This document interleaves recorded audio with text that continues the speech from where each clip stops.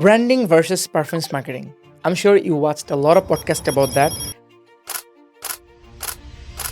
And if you're working in my field, like digital marketing, growth marketing, performance marketing, then you definitely thought about it. And if you're working somewhere, you've seen there is a hidden conflict between these two departments. The department of branding, people are thinking they're the ones who are bringing the most amount of revenue. And us, performance marketer, we think we're elite. We know every sales. We know everything. We know every penny that is been wasted by the branding people is actually something that we could do better with our efforts, right? Every penny you spend on ads, we can give you the result. Okay, you gave me $100, we have provided you $200. So the ROAS is 2. So we are bringing good results. But the branding people, they cannot directly measure the output, the impact. But what they'll say is, if they were not here, they were not helping us to create the brand, my ads were not being shown to the right people, or like the right people thought this is irrelevant for me. So what's the mismatch? Which one is more important, branding or performance marketing? Let me just explain you both of them. What's branding? Branding means whenever I'm telling you Apple, you're already thinking about a black logo, elite premium reliable machine, right? Whenever I'm telling you about Nike, you're already thinking of some athletes are running with a shoe where there is a positive logo. I'm directly saying Netflix and chill. So that's a great proverb. That's a great line, right? So Netflix is giving you that feeling of you can access to any movie or any entertainment, just the comfort of your home. That is branding. To taking that mind space. Whenever I need a coffee, I'll definitely think about Starbucks. There might be better coffee than Starbucks, but the mind space is with Starbucks. That is branding. Somehow doing all these things so that people talk about you, people treat you this way, like you are the best in this. That's why they are known. And performance marketing is, you create an ad, you have to think what do you want to achieve, then you have to measure the performance and then execute each one of thing. And for performance marketer, it's pretty easy to actually know what is doing what, because there are some metrics we use. If you're someone who is running an ad for a podcast microphone, so you'll definitely know there is a term called CPR, cost per result. Like to sell maybe one podcast microphone in Amazon, how much money we need to spend with meta ads, just for example. We're already using the Amazon link with an UTM, and we are maybe providing an UGC video, and we know the CPR is like 2, 3, 4, 5.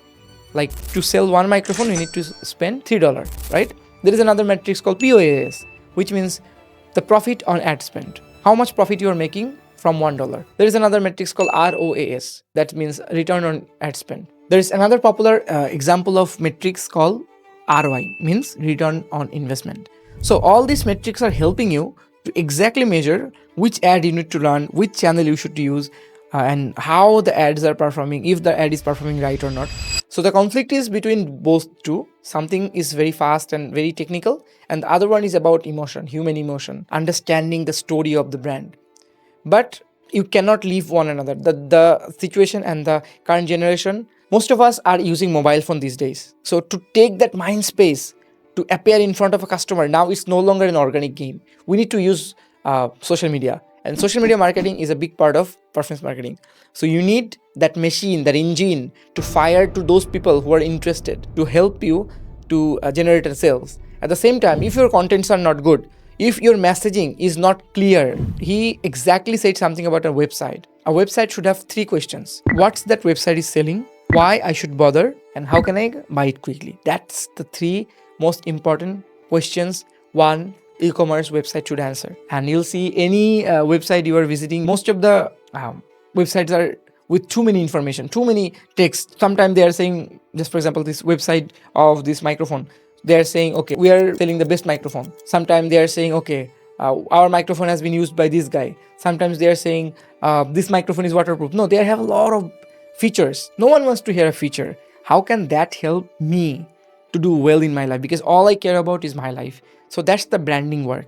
And to help that brand to reach to maximum amount of relevant people is the work of performance marketing. So whenever you are running a team, if you're a marketing manager, you're a CMO, you need both of them. You need to blend them. You need to craft the conversation with time, Like if you're running an ad on Friday nights, that simply means you can target the ads at night, right? Because most of the people will not have this urge of going to the office the next day, right?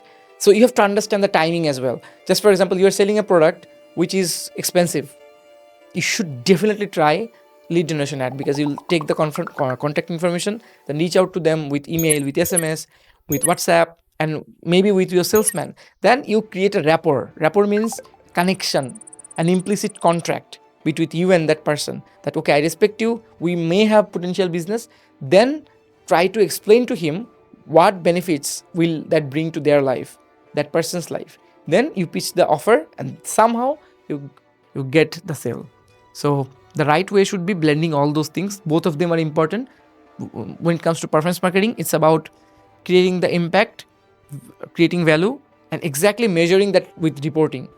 And for just branding, it's just branding. How you're branding, placing the brand, how people should perceive your brand. That's all important. So that's about it. I would recommend you to watch my podcast, and also mail me about your questions, anything you have about online marketing, social media marketing, AI, or if you're a D2C founder, you can definitely reach out to us. We'll help you. Thank you.